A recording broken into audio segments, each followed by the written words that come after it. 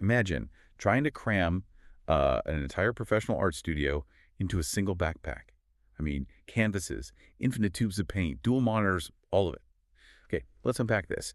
Today, our deep dive is looking at a digital art tool that, well, actually makes that possible for you. Yeah, and that is the core question to ask when you're looking at this stuff. I mean, when you invest that kind of money, you really aren't looking for a toy. You want a tool that actively removes those physical bottlenecks from your day-to-day work. Right, exactly.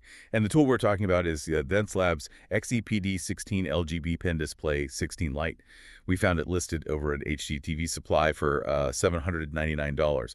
So our mission today is to figure out if this is just another expensive screen or, something that fundamentally transforms your creative workflow. Well, the screen itself is really the most critical piece of that puzzle. We're looking at a 16-inch 4K OLED display. With a 13.6 by 7.6 inch active area, right? Yeah, exactly. And the specs list a massive 1.07 billion colors and 98% coverage of the Adobe RGB spectrum. Wait, so what does that actually mean for the user? Like, beyond just being an impressive string of numbers? Right, so instead of just being jargon, it actually means it covers almost the entire range of colors used in professional print. Basically, what you see on this glass is exactly what a high-end printer is going to spit out. Oh, wow, that's huge. Plus, the whole thing only weighs 2.6 pounds, and it runs on just a single USB-C cable using DisplayPort Alt mode. Let's actually pause on that cable for a second, because DisplayPort Alt mode is a massive leap for portability. Really? How so? Well, it essentially allows a single USB-C connection to transmit high-resolution video, transfer data, and, draw power all at the exact same time. It entirely eliminates the need for bulky power bricks. So you really are just sliding a clutter-free studio into your bag. Yeah. But I am curious about the physical feel of it because, drawing on a standard tablet often feels like dragging hard plastic across an ice rink. Yeah, the ice rink effect. Yeah. What's fascinating here is how the physical engineering actively fights that to trick your brain. Okay, how do they do that? They've used an edge-to-edge textured anti-glare glass to introduce precise physical friction. Ah, so it actually drags a bit, like paper.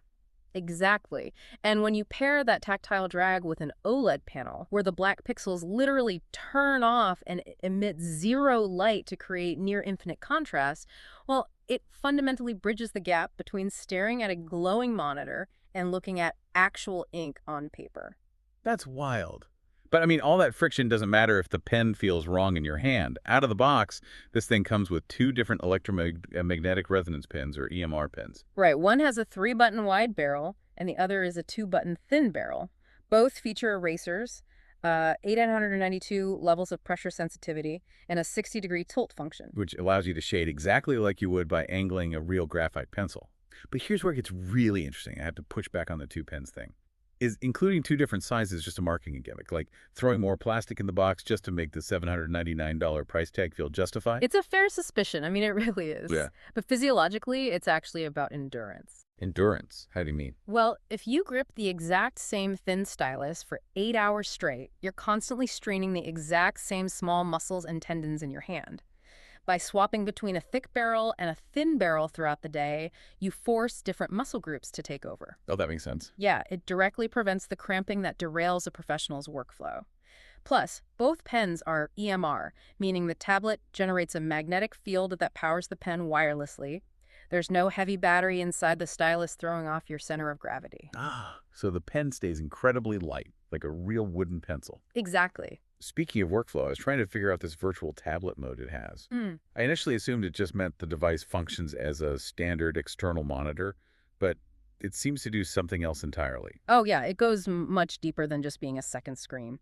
Virtual tablet mode allows you to use the pen to control your cursor across your other connected computer monitors. Wait, really?